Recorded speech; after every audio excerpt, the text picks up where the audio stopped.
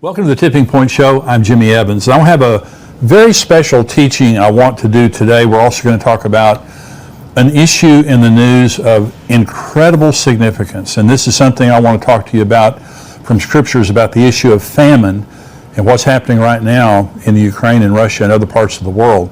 And I'm going to answer some questions. But I want to get into this issue of the GOG and Magog war, what's happening right now in Russia, what significance does the war in Ukraine have? And I would just say right off the top, the Ukraine doesn't have a prophetic significance specifically as a nation. And the war that you're seeing right now between Russia and Ukraine could happen very quickly between China and Taiwan, Israel and Iran. There are hot spots all over the world. But Jesus said, when they asked him about the end times, this is Mark chapter 13, beginning in verse 8, it says, Jesus answering them began to say, "Take heed that no one deceives you, for many will come in my name saying, I am he, and will deceive many. But when you hear of wars and rumors of wars, do not be troubled. For such things must happen, but the end is not yet. For nation will rise against nation, kingdom against kingdom, and there will be earthquakes in various places, and there will be famines and troubles. These are the beginning of birth pangs." Now this is significant because what we're seeing right now is an increase in earthquake, in seismic activity, volcanic activity all around the world. Pestilences is mentioned there. We're at the end of a 2-year pandemic, hopefully the end of it, but we've had this incredible pandemic. And famines, which I'm going to talk about in just a minute, which is a major end time sign. And so the war in the Ukraine doesn't have specific significance prophetically, even though it's a part of the birth pangs. It's a part of nation against nation, kingdom against kingdom, all those things. And so, by the way, the Ukraine is the breadbasket of Europe. The Ukraine is a major exporter of produce. And what's happening right now is going to already is disrupting the supply chain of wheat and barley from the Ukraine and from Russia. And I'll talk about that more in just a minute. But let me talk about the GOG and Magog war, because Russia is a major end times player. They have a major role in a war that is about to happen, I believe, very soon. The GOG and Magog war is what this is known as. Ezekiel 38, beginning with verse 1, says, "Now the word of the Lord came to me, saying, Son of man, set your face against Gog of the land of Magog, the prince of Rosh, Meshech, and Tubal, and prophesy against him, and say, Thus says the Lord God, Behold, I am against you, O Gog, the prince of Rosh, Meshech, and Tubal. I will turn you around, put hooks in your jaws, and lead you out. With all your army, horses, and horsemen, all splendidly clothed, a great company with bucklers and shields, all of them handling swords. Persia, Ethiopia, and Libya are with them, all of them with shield and helmet. Gomer and all its troops, the house of Togarmah from the far north, and all of its troops, many peoples are with you." So this is a prophecy that has not happened. Now some people say this has happened before. It has never happened before. There has never been anything like this happen related to Israel with all these players involved. Now these are ancient names. This is Gog, Magog, Meshech, Tubal, Persia. These are all ancient names. And so this is being written to a man. God says, prophesy against Gog and say to Gog, I am against you, Gog. And then he talks about he's the leader of Rosh, Russia, Meshech, and Tubal. Now, when I'm going to talk to you about who these nations are, and there's argument within the Christian community, and some people say, well, Rosh isn't Russia, and this and that, and this nation is this nation is this. Well, there's two things. One is I'm going to talk to you about what the people that I, respect, believe related to the identity of these nations. The other thing is you just look at reality. What's happening in the world right now is exactly what this scripture, written 2,600 years ago from Ezekiel, he specifically geopolitically identifies the exact makeup of our world right now, beginning with Russia. And so Gog is the leader of Russia, and it's also talking about Magog. Gog is a person, Magog is a land. So let me show you a map here and talk about just the identity of these nations and where they are. Now, you'll notice, first of all, this is Israel right here. Israel's this tiny little nation. All these arrows on this map are pointing right here to Israel. Israel's about the size of New Jersey. If you put Israel in Lake Michigan, you would have room left over. So everybody is against this tiny little nation here. And you notice it says you're going to come from the far north, is what it said there in Ezekiel. Look here. If you come right here to Israel, to Jerusalem, by the way, when the Bible gives directions, it's always giving directions from Jerusalem. North means north of Jerusalem. East means east of Jerusalem. So here's Jerusalem in Israel right here. If you go directly to the far north, you hit Moscow right up here. This is Russia. Rosh is Russia. Russia is this massive country up here. Right now it takes up 1/8 of the landmass of the world. It's a massive country. So this is Rosh. Notice the Ukraine here. And some people are asking, is Ukraine a part of Rosh or Magog or whatever? It is possible, and there is an argument, a discussion about this in the theological community, and that is probably part of East Ukraine right here, because this is historically Russian more than West Ukraine over here. And so then you have Magog. Magog is made up of the Stan states. This is Kazakhstan, Uzbekistan, Turkmenistan, Kyrgyzstan, and Afghanistan, possibly Afghanistan. This is Magog here, all the Stan nations. Persia is modern-day Iran, okay? And so the Iranians are not Arabs, they're Persians. And so, by the way, the Persian people are a wonderful people in Iran. There's a huge revival going on in Iran. Their government is crazy. The Muslim leaders of Iran are radical Muslims, but the people are precious. And by the way, they would overthrow their government today if they could. They hate their own government. So the Persians are here. Then you have Gomer, Togarmah, Meshech, and Tubal, modern-day Turkey here. Now Syria will be a part of the battle for sure. It says many peoples are with you. And so Syria, maybe Egypt, and things like that.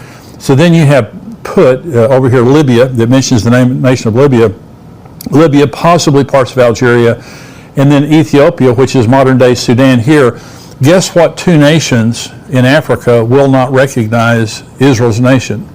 Libya and modern-day Sudan.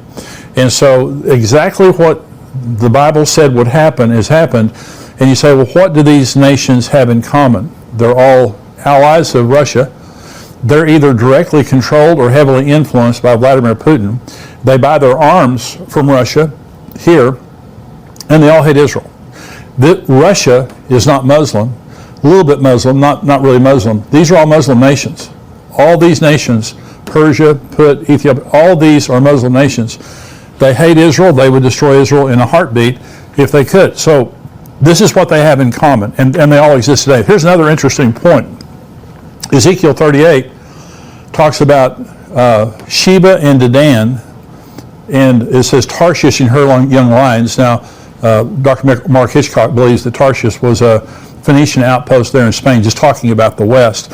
It says that Saudi Arabia here, the Arabian Peninsula here, along with the West, some people from the West, will challenge when the GOG and MAGOG alliance begins to attack Israel.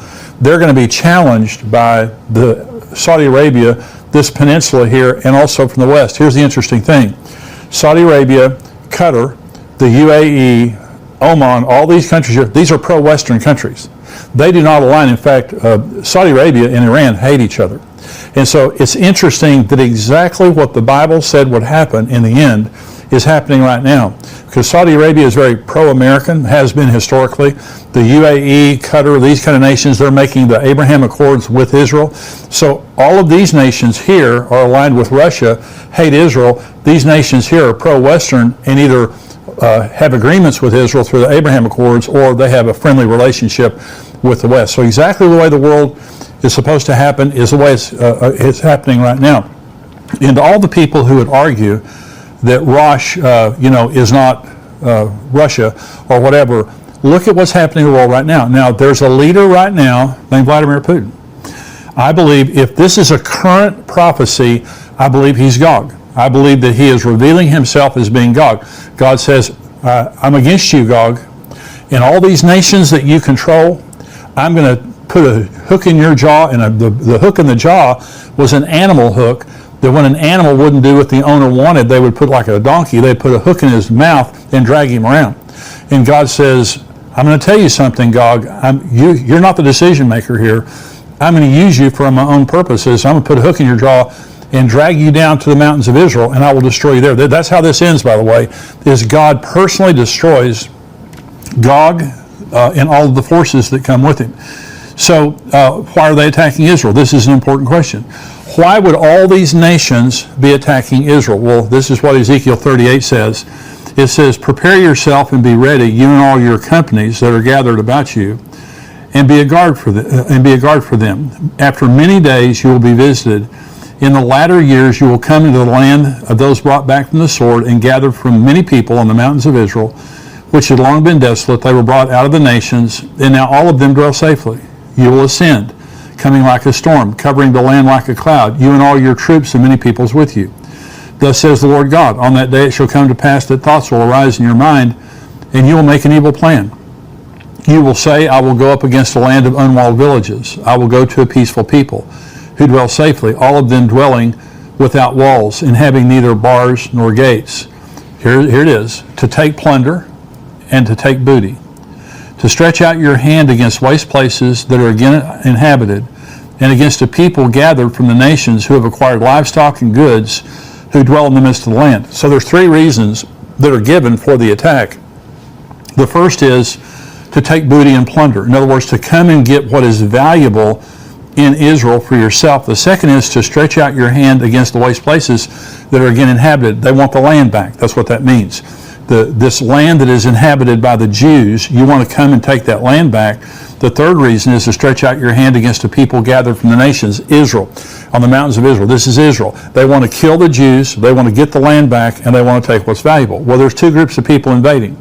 There's Gog and those with him, the non-Muslims, the Russians, and then there are the Muslims from the other nations. Okay, so you have the Muslims, then you have the Russians.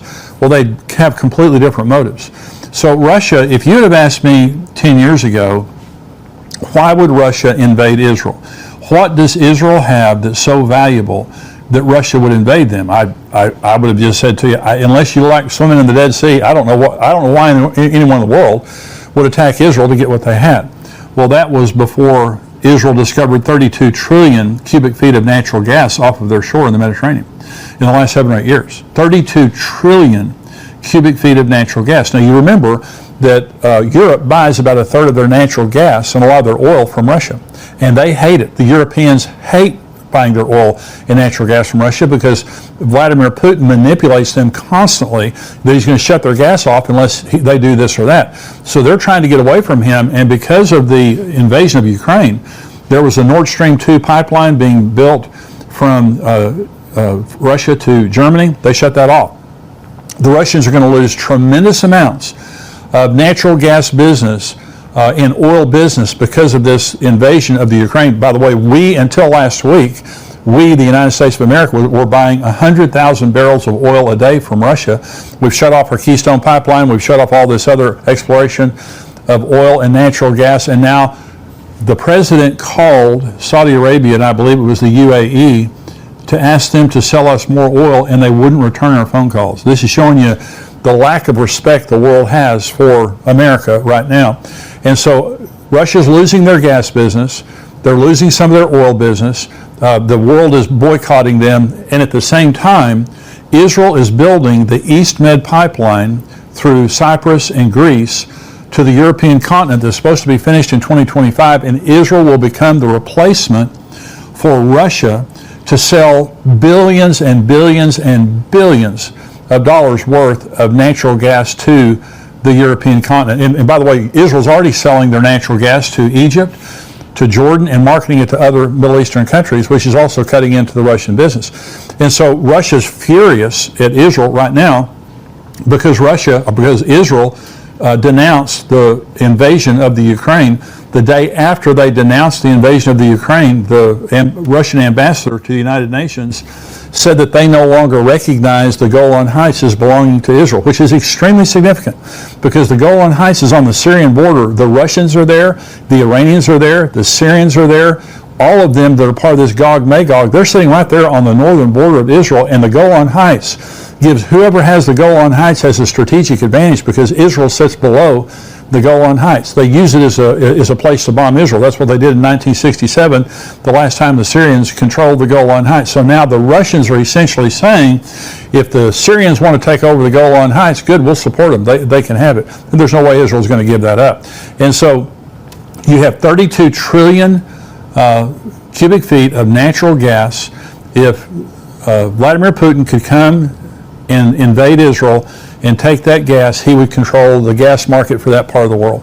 In other words, he wouldn't be losing business, he would be gaining business, and he would be gaining control, and that's what he wants. And by the way, the Russians have a permanent military base in Syria and a permanent naval base in Syria. Bashar al-Assad, who's the president of Syria, is a puppet. He's a very weak leader. He would have been deposed many years ago if it were not for the Russians. And Vladimir Putin controls him because Russians can do anything they want in Syria as long as Bashar al-Assad is there. And so this is, the Russians have a completely different motivation for invading Israel. The Muslims have another motivation, and that is they want to kill every last Jew in Israel. Many of the Muslims say this: we're not going to be satisfied until the last Jew drowns in the Mediterranean Sea. And they mean it. They want to kill the Jews, and they want to take the land back and Jerusalem. They want Jerusalem as a valued prize. The leader of Turkey, Erdogan. You have the leaders of Iran. Many of the Jewish leaders, obviously the Palestinians, they dream of the day when they drive the Jews from the land and they take back their cherished prize of Jerusalem and also the Temple Mount. Now, eschatology is what I'm training you in right now, what I'm teaching right now. Eschatology is a study of the end times. So the Bible is full, about a third of the Bible is prophecy, most of it's end time prophecy. So the Bible is full of eschatology. Well, so is Islam. Islam is the religion. Muslims are the people who practice Islam. So the Islamic faith, they have their own eschatology. They also believe in the end of the world. And they also believe Jesus is returning, by the way. And so let me talk about Iran, because Iran is the Islamic Republic of Iran. Iran is not controlled by political leaders, it's controlled by religious leaders. They have political leaders, but they're under the authority of the religious leaders of Iran. And so the leaders of Iran, the mullahs and the ayatollah, they believe that Allah, this is their eschatology, they believe that Allah has called them to destroy the Jews, to destroy Israel as a nation. And when they do that, that the hidden imam, who is their Messiah, will return with Jesus, and Jesus will then tell the world that he is a Muslim, and Jesus will call on the world to convert to Islam. That's their eschatology. So they believe, you have to understand, they believe that they have been called by Allah to destroy Israel. This is their call. Now, and they'll say to people, oh, we're not developing nuclear weapons to having arms. Baloney. And let me show you this. The hook in the jaw, God says, I'm going to put a hook in your jaw and drag you down. Different people have different opinions on what the hook in the jaw is. Here's my opinion. The Iranians have been enriching uranium for years, but it's believed that they now have enough enriched uranium to build a nuclear bomb. Benny Gantz, who's the defense minister of Israel, said last summer, I believe it was in August, maybe September, he said that the Iranians were 8 weeks away from having enough nuclear material to build one nuclear weapon, and it would only take 2 or 3 months after that to have enough for a second nuclear weapon. So it is believed right now that Iran has enough nuclear material for at least one bomb. Well, the second thing is they haven't had a delivery mechanism for that bomb until now. And now they have developed a missile, and I'll show you a picture of this missile here. This is the missile that the Iranians now have this missile, which has enough range on it to reach the nation of Israel, Jerusalem. And if you'll notice this inscription on the missile here to the left side of the missile, that Arabic inscription, this missile is named after a war where the Muslims defeated the Jews. In other words, they have built now a missile that can reach Israel, and they put Israel's name on it. So this is a very, very bad thing. Now, Israel put $5 billion in their budget this year to bomb Iran. They have been practicing military drills, massive military drills, practicing bombing Iran.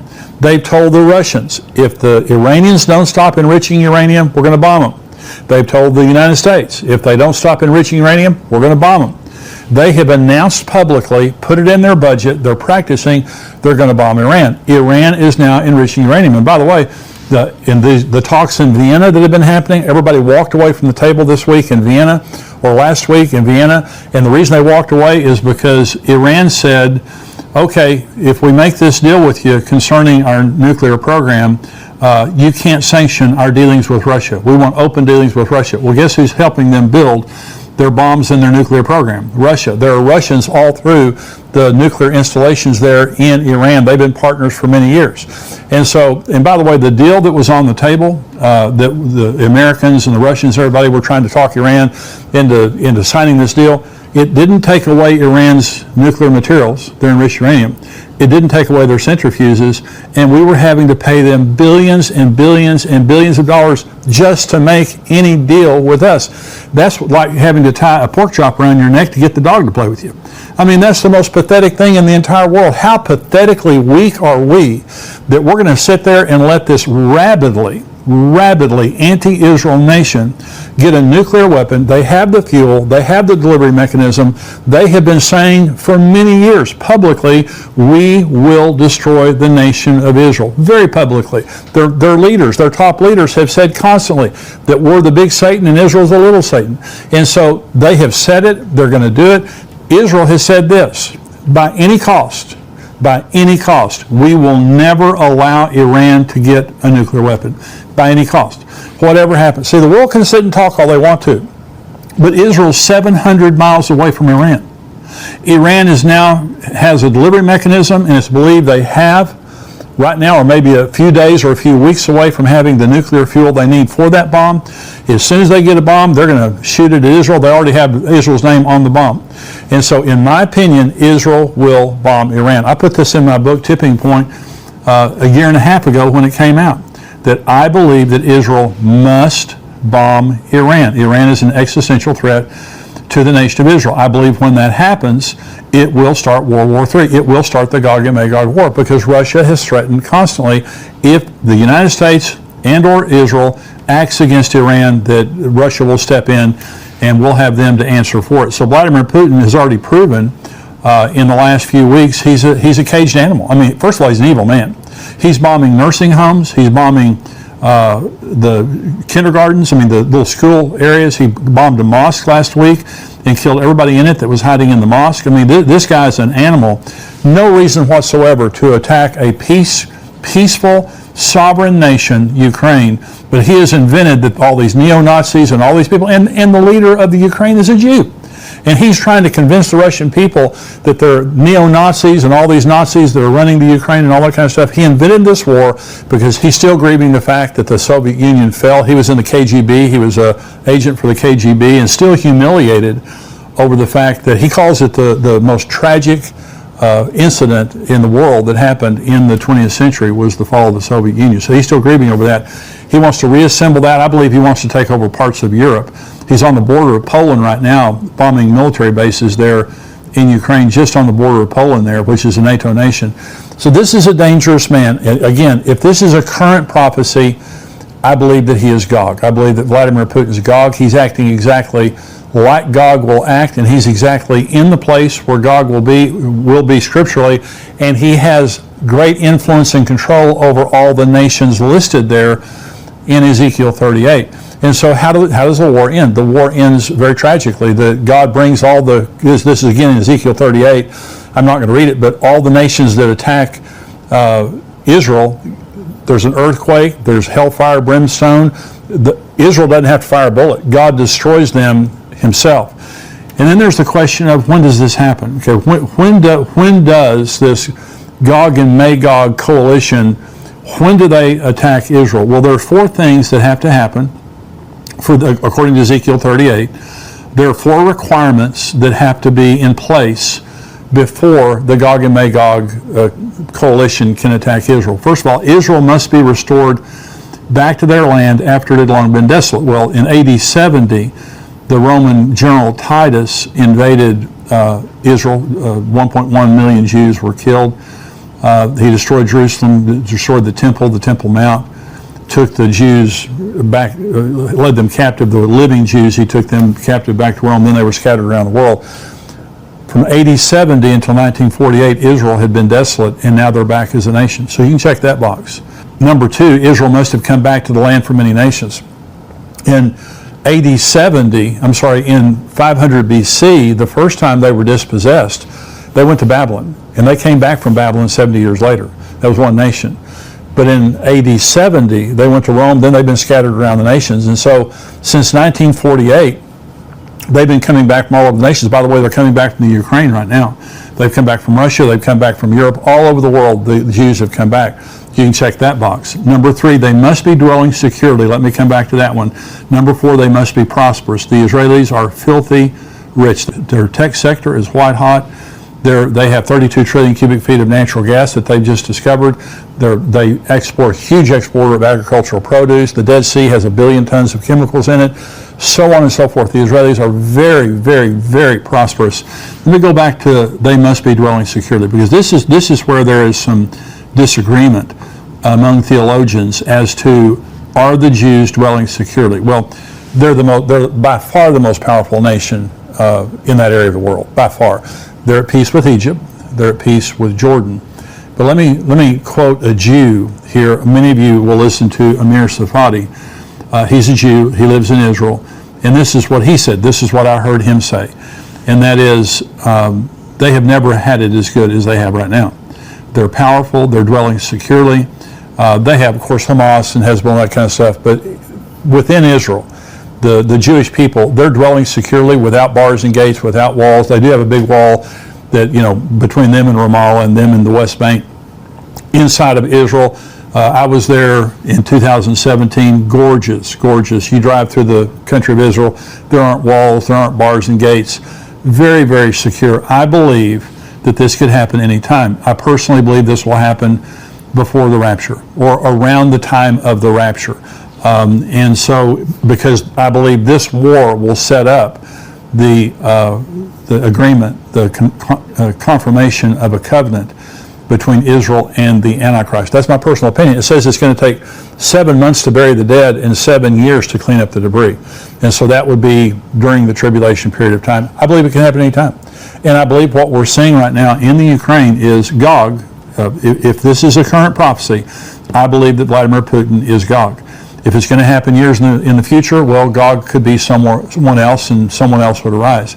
But I believe the Gog and Magog war is what you're seeing happening right now. Let me go into the news and talk about famine. Now, I want to read just several articles here.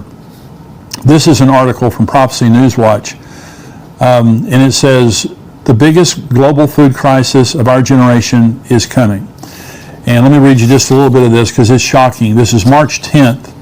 Of this year, Michael Snyder. By the end of 2022, we're going to witness very serious shortages of food in many parts of the globe. In fact, World Bank President David Malpass is openly admitting that we are now facing, quote, a huge supply shock, close quote, as a result of the war in Ukraine. Of course, we were already moving into a global food crisis even before the war erupted. According to the United Nations, world food prices in February 2022 were 20.7% higher than they were in February of 2021. Fertilizer prices have gone absolutely nuts. Crop production is down all over the planet due to crazy weather patterns, and supply chain problems caused by the pandemic continue to create ongoing headaches. But now that Russia has invaded Ukraine, that is going to push this rapidly growing global food crisis to a level that none of us have ever seen before. And then he goes on, I'm skipping down now. It says, right now the global price of food is the highest it has ever been. And Russia and Ukraine normally account for nearly a third of the world's wheat and barley exports. Nearly a third. Ukraine is the breadbasket of Europe. Ukraine and Russia are massive exporters of wheat and barley. And of course now they don't believe that the farmers in Ukraine will be able to plant a crop this spring. We'll be able to harvest it next fall. That's when real trouble begins. Of course, with Russia, they're sanctioned. We're sanctioning them and everything that they have. They can export to certain countries, but they can't export to the world the way they have been. Let me keep reading here. Things are going to be very challenging in Europe as well because Ukraine normally provides almost 60% of the corn that Europe uses. Ukraine supplies the EU with just under 60% of its corn and nearly half of a key component in the grains needed to feed livestock. Earlier today, I was stunned to learn that it is being projected that China's winter wheat crop could be the worst in history. This is what China's saying. The conditions of China's winter wheat crop could be the worst in history, the agriculture minister said on Saturday, raising concerns about grain supplies in the world's biggest wheat consumer. The USDA is reporting that a whopping 71% of all winter wheat in the United States has been affected by drought. Let me tell you, this is the perfect storm of a food supply shortage that we're going to be witnessing. Already happening because of the pandemic. I went to a place yesterday to eat lunch and I ordered some iced tea to go, and the guy handed me a cup and said, we don't have any covers for these cups, lids for these cups, and we have no idea when we're going to get them. And so the supply chain issue has affected everybody. Well, now it has already affected the global food supply because of the pandemic. Now you have the Ukraine and Russia, the worst ever food crop in China. China can't feed their own people. They have to import food from all over the world, including the United States, to feed their own people. Now they have their worst crop ever. 71% of the winter wheat crop in America has been affected by the drought. I mean, this is incredible. And I'm going to read you some scriptures here in just a minute. But this is another article in the Jerusalem Post. World faces food crisis due to Ukraine war. Russian billionaire Melnichenko says a global food crisis looms unless the war in Ukraine is stopped because fertilizer prices are soaring so fast that many farmers can no longer afford soil nutrients, Russian fertilizer and coal billionaire Andrei Melnichenko said on Monday. And so, again, this is someone who is a Russian who owns part of the fertilizer business there saying this. One more article here, and this is from Prophecy News Watch. Russia to ban fertilizer exports as China warns U.S. against retaliation. Let me read you a little part of this article here, and then I want to talk about it. Russia's war on Ukraine is continuing to boost food prices while the U.S. and European countries are engaged in economic warfare against Moscow. It appears Russia's turn to strike back has emerged. On Thursday, Russian Minister of Industry and Trade Denis Montarov said Russia decided to suspend fertilizer exports. This comes when global food prices are at record highs and European fertilizer makers are struggling to produce nutrients ahead of the spring growing season, including increasing global food inflation risk. President Vladimir Putin said the fertilizer export ban was a move to ensure stable domestic food prices. This is another sign of growing protectionism worldwide as countries grapple with soaring food prices. Putin said fertilizer markets are deteriorating, making food a lot more expensive. And so if things weren't as bad, I think 13% of the world's fertilizer comes from Russia. So they're going to sell it to the friendly nations that are friendly with them, but the rest of the world they're not. Farmers, the farmers, thank God for farmers. Thank God for the people that raise the food that we eat. But farmers can't grow as much as they grow without being able to put nutrients into the soil. These fertilizers are extremely important. So now you have bad growing conditions. In China, in the United States, you have the war in Ukraine, which is affecting the Ukraine, and also Russia. And now you're having Russia holding back on its fertilizer exports, which is again going to affect many crops around the world and their ability to grow crops. This is the United Nations now, just a little article here from the United Nations I want to mention before I read these scriptures. Famine knocking at the door of 41 million worldwide. That was last year in 2021. This has grown significantly. Lebanon right now is rationing flour because they get their flour, much of their flour from the Ukraine. Syria, I just read yesterday that Syria is rationing their food supply there because, again, they get a lot of their food from the Ukraine and Russia and things like that. So this is already affecting nations in the world that are on the verge of famine. But I want to read you a couple of scriptures. This is a scripture that I read you at the beginning of my message. And Jesus said, you'll hear wars and rumors of wars. Do not be alarmed. This must take place, but the end is not yet. Nation will rise against nation, kingdom against kingdom. There will be earthquakes in various places, and there will be famines. These are the beginning of birth pangs. Now, famines is a birth pang of the end times. In other words, it's something that as famine gets worse, it's like a woman giving birth to a child. It gets worse and worse and worse. And so we've seen famines around the world for the last 70 or years since Israel became a nation. Now you're seeing the contractions getting closer together and a lot harder that the world is about to give birth, that Jesus is about to come. Here's Revelation 6. So famine is a birth pang on this side, but famine is a major feature of the tribulation on the other side. In other words, what we're seeing right now is setting up the world for the tribulation. This is Revelation 6.